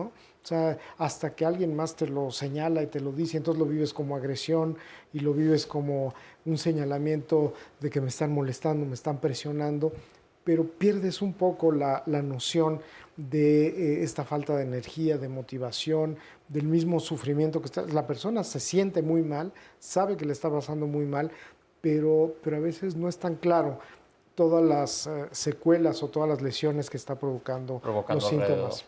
Ahora sí parece que ya estamos listos con los testimonios. Hola. Hola, buenos días. Yo soy, anónima, pero he vivido la depresión desde hace 2 años a raíz de una pérdida que tuve de mi madre. Y vivir depresión es algo que no muchas personas, ni a veces tu familia lo entiende. Quisiera, decir esta parte que todavía el hecho de ir al psiquiatra, afuera en la sociedad lo ven o lo toman como un estereotipo de que estamos locos. Y obviamente no estamos locos, simplemente son cosas o funciones de nuestro cerebro que no son iguales a los de los demás, ¿no? Entonces, vivir con depresión es difícil porque a veces lo llaman como tener una gripa, ¿no? Que te sientes súper mal y vas al médico porque de plano ya no puedes con eso.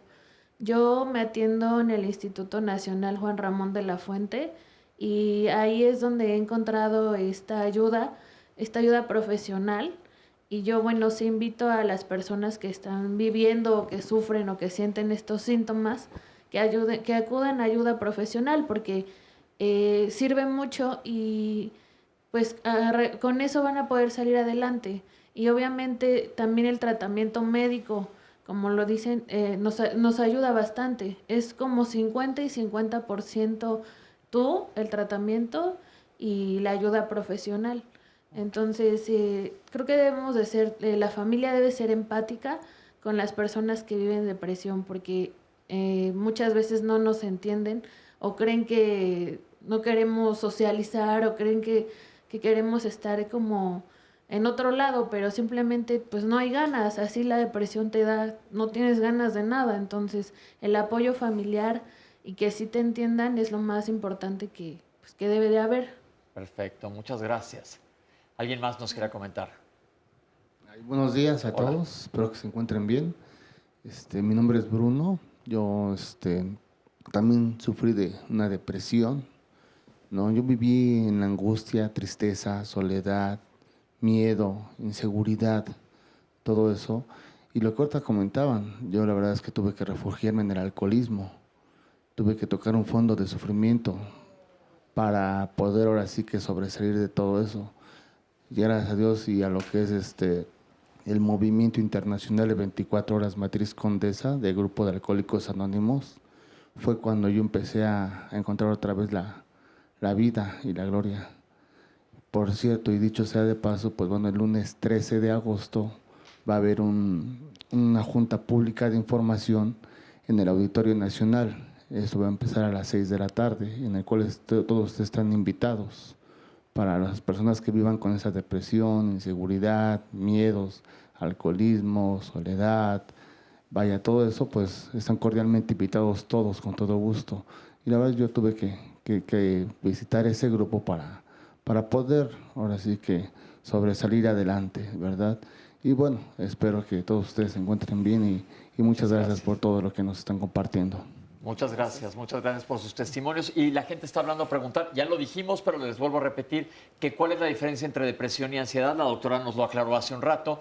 De ansiedad es vivir en el futuro, depresión es estar atorado en el pasado, pero como aclaró, no se puede totalmente estar deprimido sin ansiedad o ansioso sin algo de depresión. Entonces esto es importante que lo reconozcamos y cuando hay sintomatología a buscar ayuda. Pero ahora empecemos, ¿por dónde se busca ayuda? ¿Psicólogo o psiquiatra? Porque ahí siempre entramos en una dicotomía que la gente no sabe a quién acercarse. Las dos. Sí, es regular que las personas le tengan mucho más miedo a ir con el psiquiatra o que piensen que de pronto el medicamento va a resolver la situación por completo, ¿no? Es que estoy tomando tal medicamento y ya tendría que estar bien. No necesariamente es así. Nosotros, por ejemplo, en el programa del CREAS, en FES Iztacala, se trabaja con estudiantes que en el programa de crisis y atención al suicidio, y nos damos cuenta que el estigma de ir con la psiquiatra, porque trabajamos de la mano, hay evidencia de que es mucho más productivo que el tratamiento sea integral, que no solamente se atienda desde la parte psicológica, sino también desde esta atención psiquiátrica y que haya una farmacovigilancia que vaya de la mano con el proceso terapéutico. Y es difícil que los estudiantes quieran de pronto aceptar. Ahí tenemos un programa con todos los estudiantes que se llama Guardianes de Emergencias Psicológicas.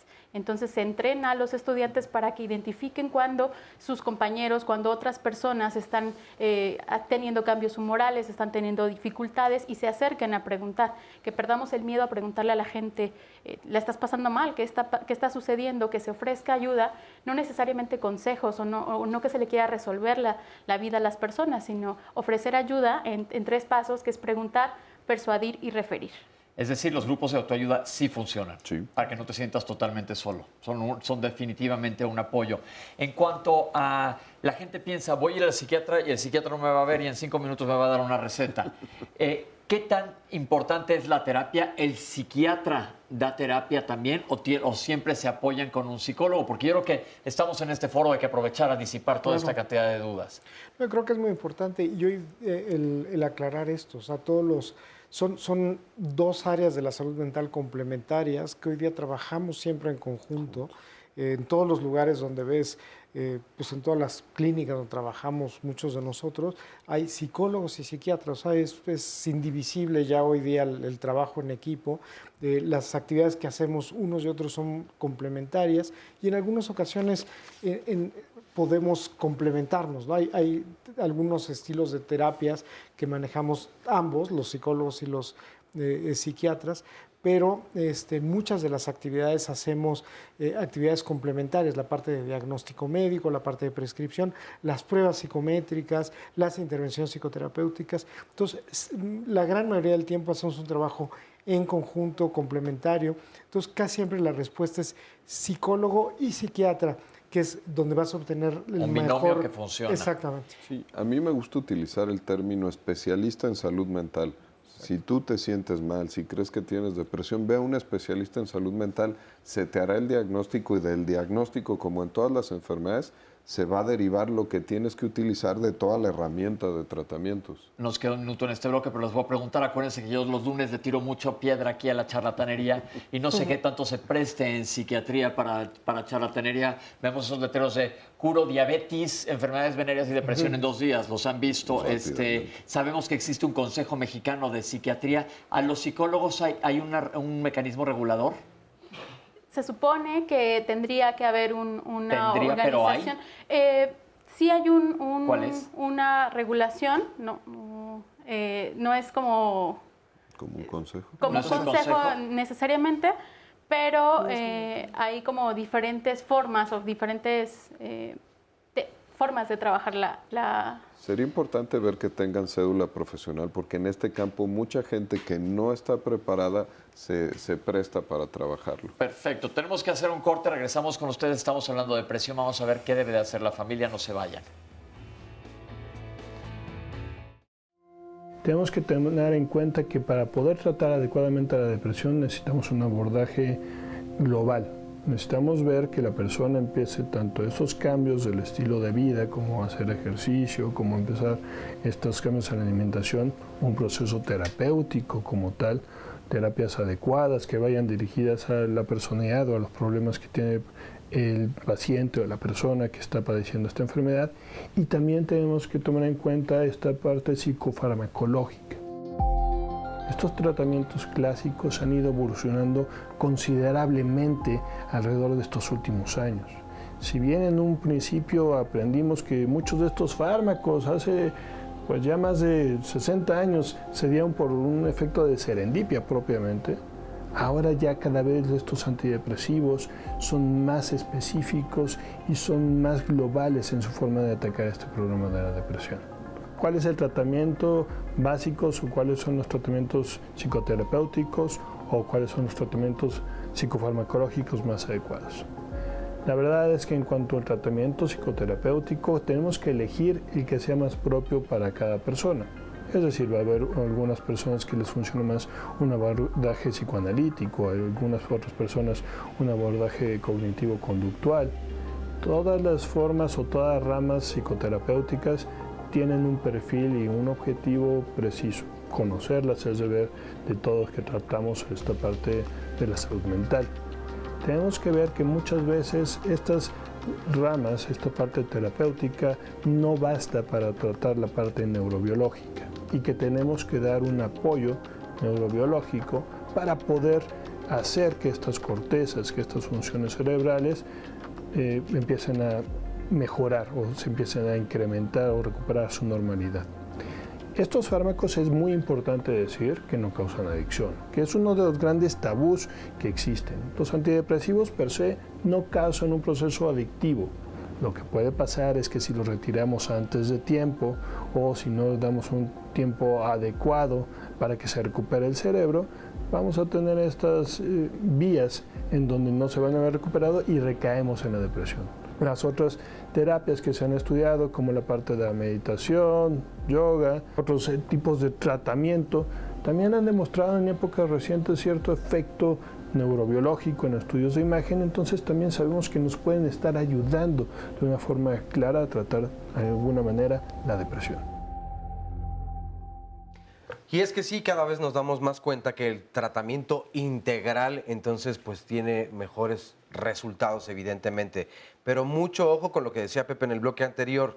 Hay charlatanes que ofrecen medicamentos y lo están compartiendo aquí en las redes sociales, donde de verdad solamente se aprovechan de la situación económica porque es una urgencia, porque quien vive con la depresión sabe que es un momento bastante desagradable y se lo quiere quitar. Entonces recurren a personas que no son especialistas en el tema y que solamente abusan de la buena fe de las demás personas. Les comparto más llamadas y comentarios. Un anónimo nos dice, quisiera saber si el estrés genera la depresión o qué tan importante es como factor. Mónica Sánchez, ¿qué estudios neurológicos se requieren para hacer un diagnóstico de depresión? Yo creo que padezco otra enfermedad mental, ya que también vivo constantemente con ansiedad.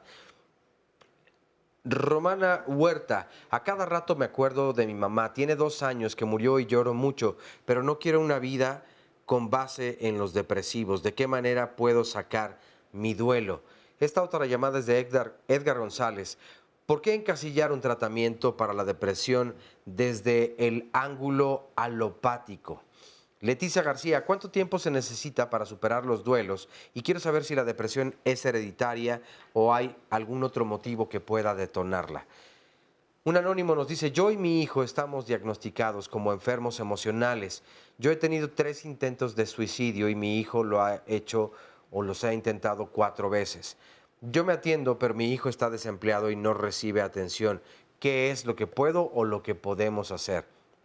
Claudia, tengo a un hijo que perdió a su hermano y aún no lo supera. ¿Cómo puedo ayudarlo? ¿De qué forma acercarme a una persona que vive con depresión? Un anónimo nos dice, ¿cómo se sabe cuáles son los neurotransmisores que están afectados y con qué estudios podemos localizarlos o saber precisamente si tienen alguna afectación? Alfredo Jiménez Hernández, a mi esposa le diagnosticaron depresión hace 2 años. Al parecer fue desde que falleció su hermana, pero no le recetan medicamento. Sufre dolores musculares intensos en distintas partes del cuerpo. Entonces, ¿qué tipo de ayuda es la que ella necesita? Y Rita Rendón nos dice, hace 5 años perdí a un nieto y tenía 17 años. Él se suicidó, yo encontré su cadáver, por lo que entré en una depresión muy fuerte, que desde entonces no he podido recuperarme, al grado de tener disociaciones. Ya me atendí con un psiquiatra, con un psicólogo, y sin embargo no he podido sentirme bien, por lo que me interesa mucho a ver qué más pueden decir. También presento alteraciones de sueño, aún con el medicamento. Estoy tomando, y nos menciona varios de los medicamentos, pero hay veces que paso hasta 3 días sin poder dormir absolutamente nada. Ya he tenido 3 intentos suicidas. 3 veces fui internada ya en el psiquiátrico y aún así no lo puedo resolver. CM nos dice, no encontrar sentido a nada a pesar de tener muchas razones de vivir, tus hijos por ejemplo, pensar en que tu familia estaría mejor sin ti, sentir que eres la peor madre del mundo, sentir que perdiste el rumbo de tu vida, pueden ser síntomas de la depresión. Yo le agradezco a todas las personas que hoy comparten su testimonio y que además pues, nos hacen extensivas sus dudas porque creo que son muy importantes. Varias de las cosas que comparten aquí, sobre todo llama mucho la atención quienes han tenido alguno o varios intentos de suicidio. Y entonces creo que también hay muchos mitos alrededor y tabúes alrededor de todo esto, de personas que no quieren a la vida y ya como decían desde un principio, no es una cuestión personal de no echarle ganas sino tener el deseo, es una condición a la que están pues todas las personas no obligadas, pero bueno, si no reciben el tratamiento oportuno puede haber estas consecuencias y hay quienes sí lo han llevado a cabo hasta el terreno. Claro, y es una de las preguntas que tenía justo en el guión, que dicen, ¿qué pasa, doctora, si no se trata a alguien con depresión? Bueno, algunos tipos de depresión cuando son leves quizás pueden remitir solas, ¿no? Quizás puedan remitir si hacemos todas estas otras cosas como activar redes de apoyo, mantener la rutina y todo eso y se quitarán. Cuando estamos hablando de depresiones ya moderadas o severas, pues la consecuencia puede ser tan grave como la muerte, es decir, el suicidio, ¿no? Y hay otra cosa importante, y hay varias llamadas que dicen, yo no quiero fármacos, hay mucho miedo a los neurofármacos que no debería de existir porque hay todo, volvemos a las creencias que ya comentó Fer, ya los tabúes que existen. Que ahí dice la gente, ¿me puedo tratar sin medicamentos? Pues bueno, hay algunas estrategias de neuromodulación, ¿no? Que no son farmacológicas, pero que también puedes estimular áreas específicas del cerebro, por ejemplo, con la estimulación magnética transcraneal, que no utilizas directamente el medicamento, pero que sí actúas directamente en el cerebro. Tenemos una cápsula por ahí ahorita, sí. Claro, mucha gente a lo mejor está pensando en terapias, alguien menciona, quiero terapias alternativas, pero esas no tienen el sustento científico. Hablábamos de la charlatanería. Yo creo ¿no? que eso es clave, que lo mencionen. Aquí lo que se está diciendo tiene un sustento científico. La ciencia no la inventamos nadie de los que estamos aquí. Bueno, puede haber investigación, pero la ciencia está escrita y la ciencia tiene que ser reproducible. Existe un método científico, lo he comentado muchas veces aquí sentado. No nada más es, pues a mí me sirve que si me quemo, me embarro una pomada que me recomendó mi abuelita y con eso todas las quemaduras del mundo se van a quitar. No, hay ciencia. Y hay que pensar en la depresión como una enfermedad. Varias llamadas hablaban de casos no exitosos de tratamiento. Todas las enfermedades tienen severidad y todas tienen casos resistentes y que cuestan más trabajo de tratar. Y algo que me parece muy ilógico, hablando de mitos de la depresión, es que si yo voy a tratamiento y me tomo un medicamento, pero no me funciona, entonces una reacción es, dejo el medicamento y dejo de creer que la depresión existe y entonces me voy a las terapias alternativas. No, voy con mi psiquiatra, le digo que no funcionó, que tengo 3 noches sin dormir y le platico mis síntomas para que mejore mi tratamiento porque hay protocolos específicos de manejo. Sobre todo porque se puede dar otro fármaco que a lo mejor no le funcionó ese. Tenemos esta cápsula que nos habla justo de lo que nos estaba platicando el doctor. Vamos a verla.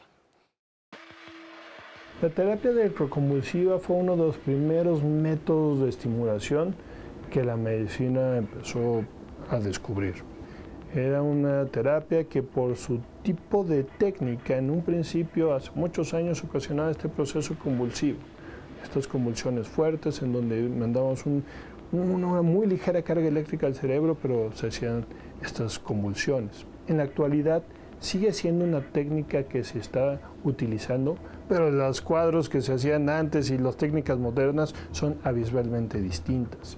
Lo que nosotros vemos en la actualidad es que la persona está en un hospital, está monitorizada por un anestesiólogo y se está haciendo todo el monitoreo de sus signos vitales, se da una carga, un relajante muscular, se ve una ligera movimiento nada más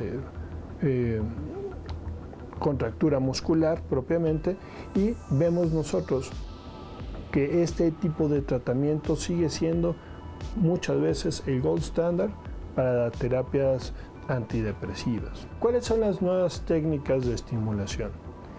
Debido al tabú que se crea alrededor del TEC y debido a que nosotros cada vez conocemos más de neurociencias, hemos buscado nuevas formas de estimulación.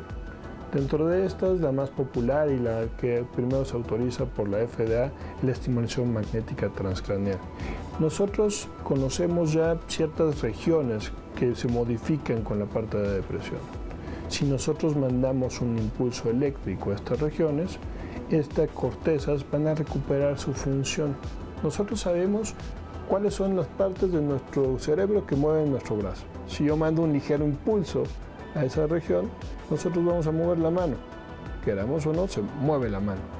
Si nosotros empezamos a mandar pulsos a las cortezas que nos ayudan a regular los síntomas depresivos, vamos a ir prendiendo, entre comillas, estas regiones nuevamente para estabilizar las funciones del cerebro como se está buscando que funcionen en una normalidad.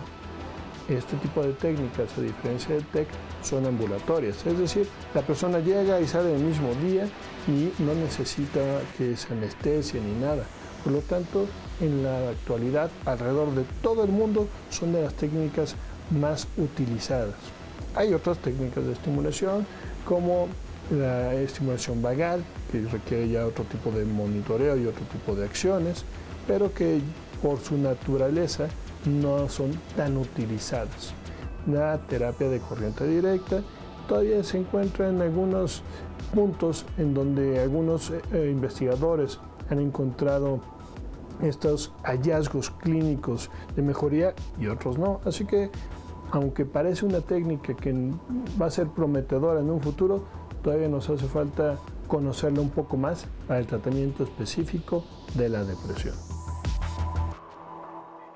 Bien, esto nos lleva, y estamos platicando ahorita, a remontarnos a tiempos pasados. La terapia electroconvulsiva, que aún funciona, digo, seguro se ha mejorado muchísimo porque me imagino una película así como del medievo, que se veía una cosa tremenda, pero es algo que sí funciona y se hace bajo condiciones sanitarias adecuadas. ¿Qué tanto se aplica? Se aplica para... el 10% de los casos depresivos son depresiones resistentes. Y de ese, cuando ya no funcionan, y aquí hablábamos, combinaciones de medicamentos, estimulación magnética transcraneal, entonces esos casos ya llegan a la terapia de estimulación cerebral, que así se le llama ahora la terapia electroconvulsiva, es terapia eléctrica de estimulación cerebral. Y la otra que vimos es nada más estimulación. Es estimulación magnética transcraneal, donde la diferencia es que sin anestesia y en un paciente ambulatorio se coloca una bobina que tiene 3 veces la energía magnética de la Tierra y puede hacer un campo magnético de esa intensidad que en la neurona se convierte en una corriente eléctrica y hace el mismo mecanismo de la terapia electroconvulsiva, pero solo en las neuronas que tienen que ver con el estado de ánimo. Por eso es ambulatoria, sin anestesia, y por eso te puedes ir a casa. ¿Ven por qué lo tiene que manejar un especialista? ¿Y cualquier psiquiatra lo puede aplicar? No. ¿O son solo lugares específicos? Hay centros especializados para poder trabajar en esto. Ok, otra de las preguntas que nos hacen es si los neurólogos pueden manejar la depresión. Sí, incluso platicaba Humberto, el 10% de la población mexicana va a tener depresión alguna vez en la vida. En términos absolutos son como 13 millones de mexicanos. Habemos 4,000 psiquiatras en el país. Entonces, no podemos alcanzar a atenderlos todos. Los médicos generales que se interesan en el tema, estudian y leen, lo pueden hacer. Los médicos internistas también, los neurólogos y los psiquiatras. Pero sobre todo aquí insisto en que vayan con gente que tengan cédula. Sí. Que eso es clave. Antes de cualquier otra cosa es tu salud. Oscar, ¿qué nos dice la gente? Mira, más comentarios. Por ejemplo, acá nos dice, cada tiempo a cada persona es diferente. Si creen que no se ha superado, lo ideal es la asistencia psicológica, la cual diagnostica y da seguimiento a lo que pasa a cada persona. Gracias por hablar sobre este tema. Yo atravesé por esta situación y de no saber qué era lo que me pasaba, me la pasaba acostada sin ganas de querer realizar lo más mínimo. No sabía lo que me pasaba hasta que encontré atención médica y me diagnosticaron depresión. Así que a partir de ese día mi vida cambió y créanlo, es algo en lo que tienes que trabajar todos los días, nos dice Dolores. A mucha gente le afecta en la actualidad la depresión. Muy interesante tema. Gracias por tomarlo en cuenta y explicar la razón, nos dice Paquitas Muro. Yo padezco de hipotiroidismo y a menudo me siento deprimida. Hasta que vi un programa en Diálogo supe de las 2 enfermedades o que las 2 enfermedades están relacionadas. Mi pregunta es si con el medicamento del hipotiroidismo es suficiente o también se debe tratar por otro lado la depresión, nos dice Carolina. Muchas gracias. La pérdida es un duelo, es un proceso que cada persona lleva a diferente tiempo. Sirve para sanar y para aceptar. Empecé con crisis convulsivas, nos dice Marta. Me hicieron todos los estudios necesarios y todos salieron normales. Entonces me mandaron con un psiquiatra y me empezó a recetar diazepam. Empecé el tratamiento, pero no me sentía bien. Afortunadamente empecé a abrir los ojos, empecé a hacer cambios en mi vida, empecé a acudir a talleres, cursos, retiros y dejé de tomar las pastillas. Me divorcié y entendí que estaba viviendo violencia y extremo estrés. Traía una gran depresión, desaparecieron las crisis convulsivas y todas las enfermedades que tenía. Por otro lado, también hay muchas preguntas acerca de si podemos hablar o si pueden hablar acerca de la depresión durante el embarazo. Y otra que dicen algunas personas se va invisibilizando mucho más es en la etapa de las personas mayores. Ya en la vejez, ¿qué pasa con la depresión? Si es mucho más común, si hay factores que puedan pues aumentarla, pero sobre todo, ¿qué tanto nos damos cuenta o esas mismas personas que la viven se dan cuenta de que se trata de depresión? Porque también está unado o relacionado con que ya murieron tal vez algunos de nuestros compañeros de vida, amigos, familiares, la atención que se tiene no es la misma, entonces podría parecer una tristeza más o menos natural, pero cuando se trata de depresión. Pues vamos hacia la recta final del programa. Vamos a tratar de sacar todas estas preguntas y comentar ahorita que regresemos cuál es el papel de la familia con los pacientes deprimidos. No se vayan, ahorita regresamos con ustedes. El lunes de la próxima semana nuestro tema será cáncer de ovario. Aquí repetidas ocasiones hemos dicho que el cáncer no es sinónimo de muerte. Evidentemente, mientras más temprano sea detectado, el tratamiento será más oportuno, la calidad de vida será mejor, el diagnóstico todo mejor. Pero, ¿qué hay acerca del cáncer de ovario? ¿A partir de qué edad es más común que se presente? ¿Quiénes son las y los especialistas que deben de tratar? ¿Cuáles son los síntomas tal vez que se puedan ir presentando? ¿Qué tanta información tiene la población acerca de esta enfermedad? Es muy importante que estemos desde luego muy pendientes, pero no solamente las mujeres y los hombres. La salud es un asunto de todas y de todos. Próximo lunes en punto de las 9 de la mañana. Bueno, y como todos los lunes, recuerden que los programas son estos temas de salud. Siempre mencionamos el proyecto Tlalpan 2020 del Instituto Nacional de Cardiología, y es que este tiene como objetivo evaluar y ver qué factores influyen en la aparición de la presión arterial en la Ciudad de México, y para esto se requiere de hombres y mujeres que quieran participar en dicho estudio, y hay ciertos requisitos, así que a cambio obtendrán estudios gratuitos de laboratorio durante los próximos 10 años. Evidentemente esto es querer cuidarse y estar atentos justamente con lo que pasa en tu cuerpo. Las personas interesadas tendrán que llamar a los teléfonos del Instituto Nacional de Cardiología. Tomen nota, el teléfono es el 55 73 29 11. Una vez más, 55 73 29 11, a las extensiones 24 300, 24 302 y 24 303. Vamos a ver a continuación el resumen de la segunda parte. ¿Cómo entendemos el ir al psicólogo, ¿no? Entendemos que es para locos porque desconocemos y porque existe todavía el mito de que solo algunas personas lo necesitan. Decirle a la gente, decirle a mi familia que estoy mal, que no puedo yo solo, y eso es lo que lleva a veces a muchas personas a no pedir ayuda. Las familias de pronto llegan a no verlo como una enfermedad. Cuando estás en tratamiento, las ganas son súper importantes, porque ahí sí, regular otra vez el sueño, ponerte a hacer actividad física, ser apegado a tu tratamiento, cumplir con tus consultas, esas son ganas. ¿La ansiedad es parte de la depresión?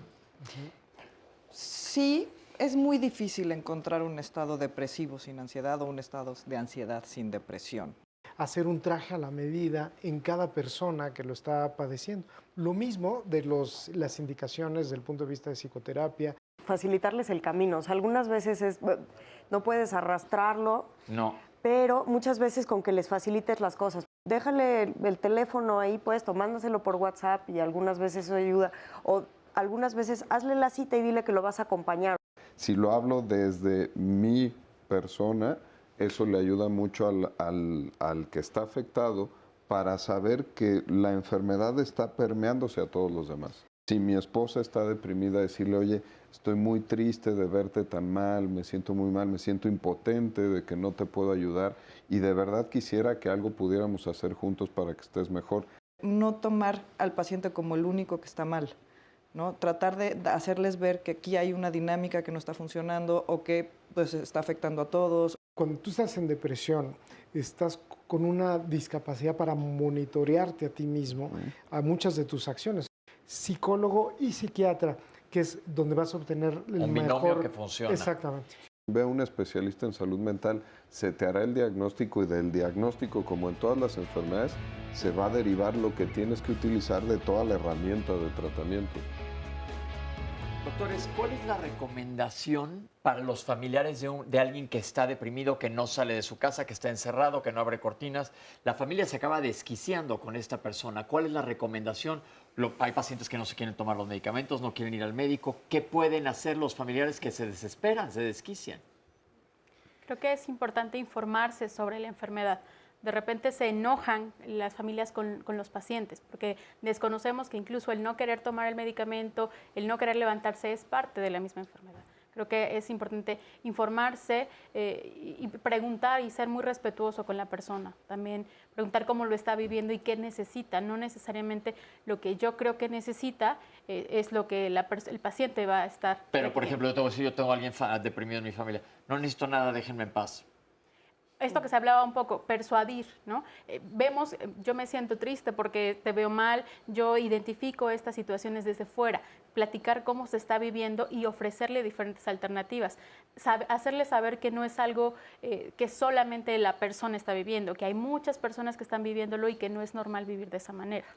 No hay un estudio de laboratorio para demostrarle que tiene depresión, pero por ejemplo esfuerzos como los que mencionábamos de escalas clinimétricas en línea, que se pueden realizar, que son de autoevaluación y que me responden diciendo que yo tengo un grado de depresión leve, moderado a severo, es una manera de poderle decir objetivamente a la persona, oye, a pesar de lo que tú estás diciendo, estás deprimido. ¿Qué hay que hacer cuando un paciente se aferra a su medicamento que no le está sirviendo? Toma un antidepresivo que no está funcionando, ahí otra vez el tema de persuadir, de decirle, oye, es que estás durmiendo mal, es que sigues comiendo mal, es que te veo que te estás comiendo las uñas, estás fumando más. Hay criterios objetivos que sirven para poderle mostrar a la persona que su tratamiento no está siendo efectivo y entonces sí decirle, oye, hay otras opciones. O sea, no solamente existe un antidepresivo, ya veíamos hasta opciones con dispositivos médicos. Tenemos una herramienta de opciones para tratar la depresión y no nos debemos de quedar solo con una. Aunque hay que señalar que a veces la expectativa de tratamiento, por ejemplo, lo que se está demostrado de la eficacia de los tratamientos, ¿no? Muchos tienes que los tratamientos responden un 30% de disminución de síntomas, 50% de disminución de síntomas en un tiempo dado, ¿no? 8 semanas. Es lo que esperamos de acuerdo a lo que se ha demostrado científicamente.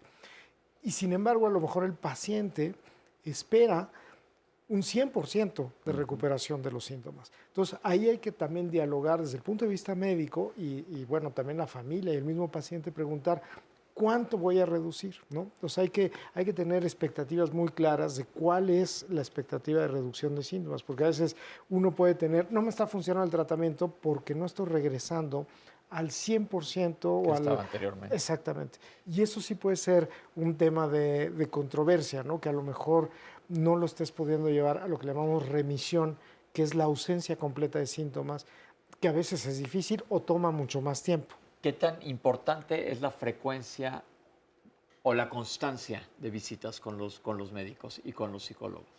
Sumamente importante. De repente hay personas que empiezan a sentir algo de mejoría y dicen, ya me siento bien, ya no me puedo dejar de tomar el medicamento o puedo dejar de ir a terapia porque ya estoy bien, sin entender que justamente está mejorando porque está llevando su tratamiento, ¿no? Es importante concluirlo porque de otro modo a veces las recaídas llegan a ser mucho más complejas. Y también yo creo que forma parte de, o sea, yo cambiaría lo de las ganas por disciplina. O sea, no es que tengan ganas, es que sean disciplinados en la toma del medicamento, disciplinados en mantener su rutina, disciplinados en ir a sus consultas. Y ahí es donde la familia puede ayudar, porque mantener la disciplina cuando tienes ganas, o sea, cuando estás motivado para hacerlo, es más fácil. Pero cuando lo que está enfermo es la motivación, mantener esa disciplina se vuelve más difícil y quizás la familia es la que puede ayudar, la que puede decir, oye, tienes cita con el médico, yo te voy a llevar, no me importa que tú no quieras, yo te llevo. Ok, ¿y con los adolescentes? Lo que ibas es una de las situaciones que hace muy difícil el tratamiento con los adolescentes, y no por el adolescente, sino con los padres. Cuando tú le expones a un papá que va a tomar un medicamento de 6 meses a 1 año, a pesar de que ya se encuentra bien, y vas a contar 6 meses a 1 año a partir de que mejora los síntomas, eso echa mucho para atrás a los papás, ¿no? Son tratamientos largos, a largo plazo, tiene que tener obviamente un apoyo psicoterapéutico, y no es solamente en el adolescente responde muy bien al apoyo psicoterapéutico. Cambiamos cosas en casa, cambiamos cosas en la escuela, todavía son muy nobles a este tipo de situaciones. Entonces, es una de las cosas que hace...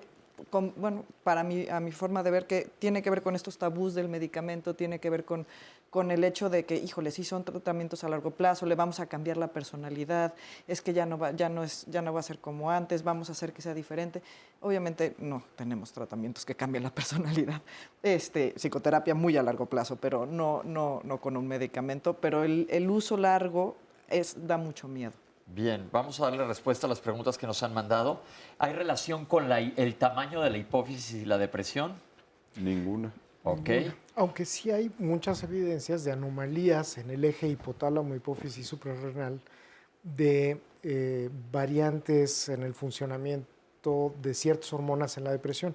Por ejemplo, la prueba de supresión al cortisol, muchos pacientes con depresión no suprimen al darles cortisona exógena, digamos, ¿no? O sea, hay anomalías en ese eje endocrino, en el eje funcional endocrino. en pacientes deprimidos crónicos, ¿no? Que a lo mejor en ese sentido iba la pregunta. En el eje de tiroides también hay anomalías en los pacientes, que alguien más preguntó que si recuperabas la tiroides, te modificabas. Ahorita vamos para allá, sí.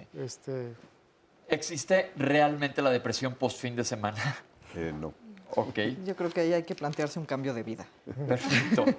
¿Qué tan importante es el manejo del estrés y si el estrés te puede llevar a una depresión? Muy importante, llega a ser uno de los factores que detonan una depresión. Ok. ¿A quién acudir? Bueno, ya lo hablamos aquí, hay especialistas, a psicólogos o a psiquiatras para pedir ayuda. Las manualidades le ayudaron mucho a una persona. ¿Recomendamos trabajos manuales o algún tipo de distracción para personas deprimidas? Sí, más que bueno. Sí, creo que tiene que ver con las acciones que le generan placer a esa persona. Puede ser que a esta persona que nos compartió las manualidades era algo que era grato para ella. Habrá quienes tengan otras actividades que les generen esta sensación. Un punto muy importante es no pueden no hacer nada. Okay. Es fundamental que algo haga. Claro, porque a lo mejor a alguien no le gustan las manualidades y le gustan otras cosas. Hacer no puede ejercicio, hacerlas, ir a visitar amigos, ir a hacer acción social. Lo que no ayuda es no hacer nada. Ok, perfecto. Existe depresión endógena y exógena, pero ya nos explicaron al principio del programa perfectamente bien cómo tienen que ver los factores tanto endógenos como exógenos. Esa era una vieja clasificación, ¿no? O sea, esos términos se usaron mucho en la psiquiatría en el pasado. Hace algunos 30 años. Y hoy día todas las depresiones tienen un componente endógeno y un componente exógeno. Entonces ya no cabe esta dicotomía porque en todas se ha visto que participan los dos elementos. La persona que habló de la tiroides, que dice, ya está medicada para la tiroides. Yo siempre les digo en tema de obesidad con hipotiroidismo. La tiroides se trata de tener una medicina que cuando tus niveles de hormona tiroides también estás como si tu tiroides no estuviera enferma. Entonces, si sigues obeso con la tiroides bien tratada, tu obesidad tiene que ver con otra cosa más. Entonces, evidentemente, esta persona que le quitaron la tiroides y está sustituida con medicamentos, si está con ideas suicidas, es importante que vea a un psiquiatra o un psicólogo para ver qué es lo que van a hacer y darle tratamiento. Y que si recomiendan amarrarla, yo diría que más bien primero vayan con el médico antes de tomar ninguna decisión así. No sé qué opinen de amarrar a las personas. Lo evitamos. Ok.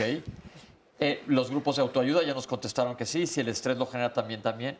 Lo contestamos, también dije. También 2 veces. Los estudios neurológicos, ¿qué estudios neurológicos se necesitan para diagnosticar depresión? Prácticamente ninguno. Reina la revisión clínica y la entrevista clínica con el paciente, solo que de ahí se derive una duda hacia un tema de hipotiroidismo, hacia un tema de una intervención médica, de uso de sustancias que está interfiriendo con la depresión, entonces pides otros estudios.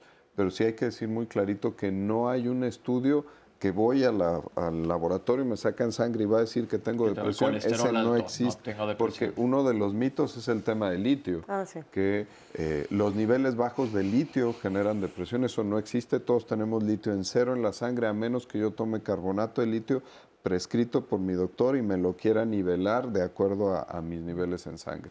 Ahora, sin embargo, usas como apoyo diagnóstico para descartar, ¿no?, que otros factores pueden estar. A veces mandas resonancias, a veces mandas electroencefalograma, porque puedes tener... Sobre todo para descartar otras. Y es frecuente, también hay que decirlo, por ejemplo, en los electros hoy día, ciertos mapeos o potenciales evocados, que encuentres alteraciones en la depresión. Y lo mismo que en muchos trastornos de ansiedad. Es muy frecuente que, por ejemplo, en potenciales evocados cognitivos, que es una variante de un reto que haces en la electroencefalografía, el 40% de los pacientes con depresión tienen anomalías en los potenciales evocados cognitivos. En uno que se llama P300 o en otro que se llama N200, que ya son estudios muy especializados. Pero tienen que ser, no es para que los vayan a hacerse estos estudios, nomás son estudios que recomienda el médico para descartar. Exactamente. O sea, son estudios colaterales que viendo el panorama del cuadro clínico, o que alguien que tiene mucha impulsividad y ha tenido antecedentes de una crisis convulsiva y luego de repente ha tenido algunos episodios que parecen ausencias y además depresión, y resulta que tiene paroxismo, que, aunados al cuadro de depresión, explican en parte la sintomatología depresiva. Entonces dicen, me encontraron la depresión en el electroencefalograma. Bueno, en ese caso sí, ¿no? Pero no quiere decir que aplica a todas las depresiones. Es decir, hay que individualizar los casos. Yo lloro mucho porque me acuerdo de mi mamá que se murió y quiero curarme sin medicamentos. Bueno, habría que entender que no siempre con el paso del tiempo las cosas mejoran, ¿no? Existe esa creencia que el tiempo lo cura todo y no es así. Las personas tenemos que hacer y actuar en función a las pérdidas, a los cambios, para que no se vaya desarrollando una depresión todavía mayor. Perfecto. Alguien preguntaba que por qué nada más hablamos de alopatía, porque lo que contesté anteriormente, estamos hablando de medicina basada en evidencia con evidencia científica. Por eso es lo que estamos platicando. Existen consensos de diferentes especialidades médicas que lanzan estas guías de manejo y tratamiento. ¿Qué puedo hacer? Mi hijo no tiene ayuda y quiere suicidarse, pues acudir al psiquiatra. Perdón, nada más hacerte un breve... Por ejemplo, con meditación ha habido metaanálisis, así un poquito en la parte científica, en donde han demostrado eficacia en depresión. Ok. Es pues una de las pocas que se había... En un punto, aparte, esto que comentas de mi hijo quiere suicidarse, yo creo que algo bien importante es, precisamente hemos hablado mucho de las características del paciente con depresión. La responsabilidad no puede caer en el paciente. Si estamos ante una crisis, ante una urgencia, hay que llevarlo a atender. Ok, perfecto. ¿Qué neurotransmisores son los que se alteran? Generalmente se llaman los monoaminérgicos, que es la serotonina, la noradrenalina y la dopamina. Ok, hablaban de que sí era genético y ustedes nos comentaron que sí. También hablaron del hipotiroidismo, alguien más preguntó. Tuve crisis convulsivas, pero todos mis exámenes salían normales, pero evidentemente fui a terapia y ya se me quitaron todas mis enfermedades. ¿No habrá sido alguna crisis conversiva probablemente? Es probable que sí. Puede darte en el embarazo, la depresión es más factible, ya no dio tiempo a hablar mucho de eso, pero sí es más factible. En el posparto. En el posparto y se recomienda un apoyo psicológico. Sobre se nos acabó el programa. Sí, ya habían tenido depresión. Ok, y también en personas mayores. Quiero dar las gracias a toda la gente que nos dio su testimonio el día de hoy aquí. Gracias por acompañarnos, gracias por abrirse y estar aquí con nosotros en un tema que puede verse sensible, pero quiero quitarle lo sensible, sino traerlo a la mesa y que lo podamos hablar como de una gripa. Quiero darles las gracias a todos ustedes en casa. Oscar, Itzel, Fabiola, mil gracias por estar aquí con nosotros. Y sobre todo ustedes especialistas, que yo creo que hemos dado mucha información el día de hoy que ha sido muy valiosa. Y pues traigamos ese tema a la mesa, hablemos de depresión y busquemos ayuda. Y acuérdense que la terapia es para todo mundo. No dejen de ir a terapia porque es un regalo que se da a cada uno.